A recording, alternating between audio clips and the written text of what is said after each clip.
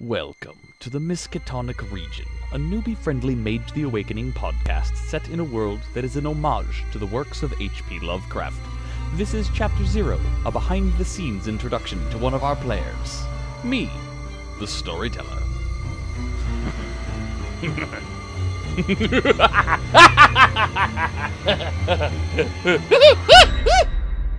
So, to contrast myself here with Sis, I've been role-playing since longer than I can remember. I got my tabletop start in 2000 when D&D 3.5 came out, and I've been DMing ever since. So, at the time of this recording, it's been 18 and a half or so years since I started being a dungeon master.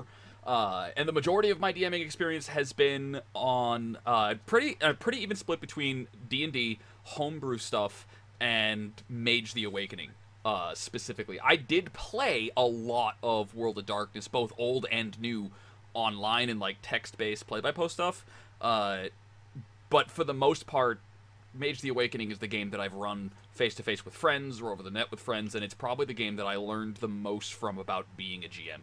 And I think that, I really, really love the way that Mage forced me out of my comfort zone into running a game for characters that could literally change the game on a dime just because they could, because the sheer omnipotence of a mage is pretty impressive. I think at this point, Sis has probably heard enough about that to be really intimidated by that, and it's going to be really funny watching him play through it.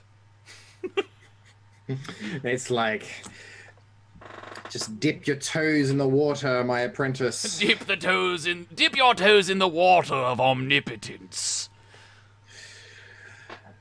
I think it's more intimidating that I was playing with Mr. M. Devoir, which is Matt in this case. It's so funny because he's based. Matt knows the game better than anybody here. Like, he just knows the handbook better. That's one of the reasons why I wanted to have the podcast with him, because I would rather tank Matt being upset that I got something wrong than tank everyone else being upset that I got something wrong after I released it without knowing. Like, that's... Welcome to the internet!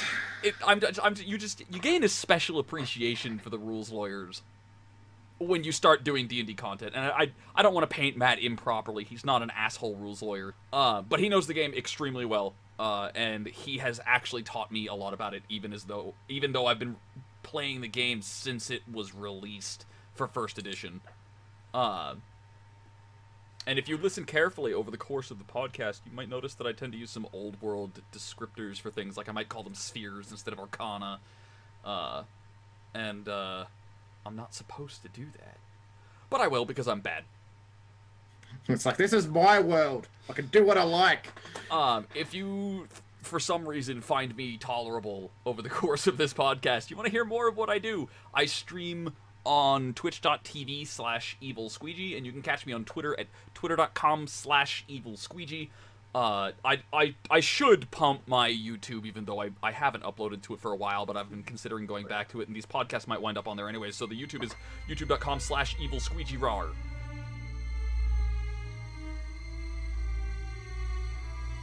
For more forbidden lore and behind-the-scenes content, keep your eyes peeled for more Chapter 0. If you were hoping to feast upon the maddening tale of magic and mystery, turn to Chapter 1, if you dare.